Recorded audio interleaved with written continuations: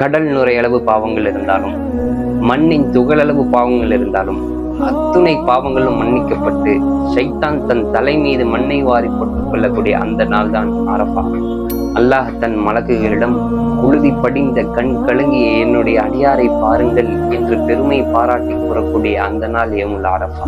மாபெரும் மகான் சுஃபியானு சௌரி ரஹ்மத்துல்லாஹி அலைஹி அவர்களிடத்திலே கேட்கப்பட்டது, இந்த அரஃபாவினுடைய நாளில் கூட மிகவும் மோசமான நபர் யார் என்று கேட்கப்பட்ட பொழுது அவர்கள் சொன்னார்கள், அல்லதி யதுன்னு அன்னல்லாஹ் லா யக்ஃபிரு லஹு, இந்த நாளில் கூட அல்லாஹ் என்னை மன்னிக்க மாட்டானே என்று எவன் நினைப்பானோ அவன்தான் மிகவும் மோசமான நபர் என்று சொல்லி காட்டினார்கள்.